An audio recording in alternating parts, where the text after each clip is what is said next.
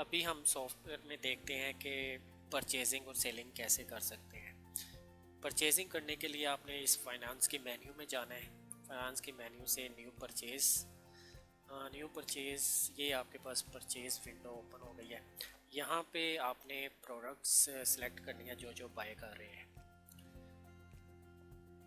मैं suppose Pepsi, ये मैं 10 बाय कर रहा हूँ।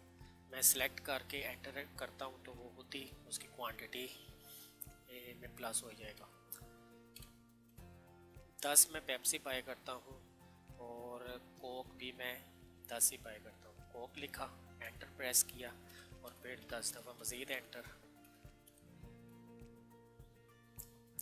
मैं 10 कोक बाय करूँगा और 10 ही पेप्सी बाय करूँगा। अच्छा, आप ये देख रहे हैं इसकी जो परचेज प्राइस हमने डाली थी वो आ रही है यहाँ पे। अच्छा, उसके बाद मुझे कोई वेंडर सेलेक्ट करना है, ये लाजमी है। वेंडर के बाद टोटल पेमेंट कितनी कर रहे हैं। इस सॉफ्टवेयर में आप लेजर भी मेंटेन कर सकते हैं, लेकिन अभी हम लेजर नहीं करते कि जितना बिल बना है उतना ही पे कर देते हैं, 500। तो इसका मतलब है कि वेंडर 1 से हम ये पेप्सी और कोक बाय कर रहे हैं। 500 उसका बिल था और 500 ही हम उसको पे कर रहे हैं। हम परचेज़ कर लेते हैं। ये मैसेज आ गया परचेज़ डन का, ओके करते हैं। अभी हम जाके अपनी प्रोडक्ट इन्वेंट्री देखते हैं। अभी आप देख रहे हैं कि पेप्सी पहले 0 क्वांटिटी थी तो हमने 10 बाय की, ये ऑटोमेटिकली अपडेट हो गई।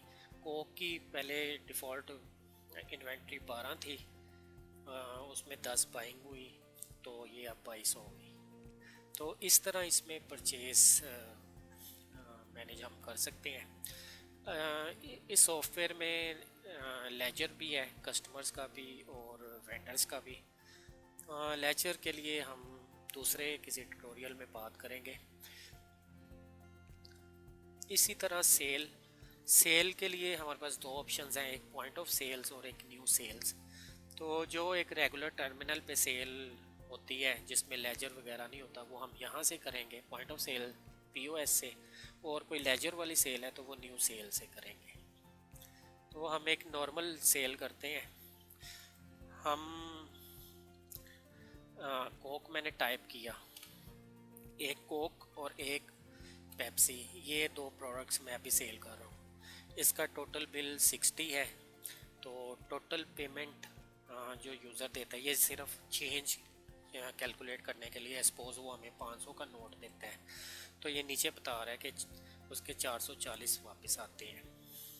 ठीक, तो ये रसीद प्रिंटिंग के लिए है कि अगर आपके साथ कोई प्रिंटर कंप्यूटर के साथ अटैच है तो ये ऑटोमेटिकली रसीद प्रिंट कर देगा।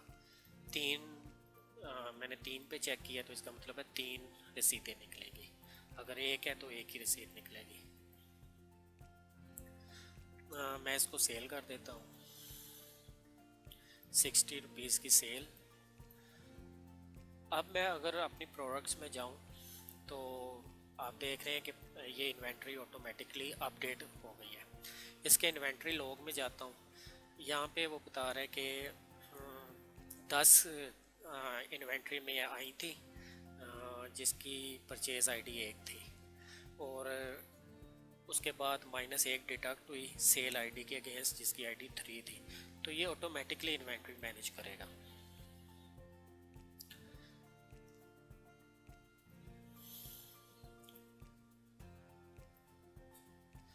यहाँ पे मैं आपको एक चीज़ मज़ीद बताता हूँ। पॉइंट ऑफ सेल में इन केसों मैं अगर वैल्यू चेंज करना चाहता हूँ जो हमने पीछे से डिफ़ॉल्ट लिखी है, तो यहाँ पे जाके मैं उसको एडिट कर लूँगा। सपोज़ वो यूज़र को हम 29 रुपीज़ में दे रहे हैं तो मैंने 29 लिख दी। यहाँ से इन्वेंट्री अगर क्वांटिटी भी अपडेट कर सकता हूँ तो ये ऑटोमेटिकली अपडेट हो गया। तो ये एक शॉर्टकट है कि आप ज़्यादा बड़ी क्वांटिटी या प्राइस चेंज करना चाहते हैं तो आप यहाँ से लिख दें, यहाँ से ये प्रोडक्ट डिलीट हो जाएगी।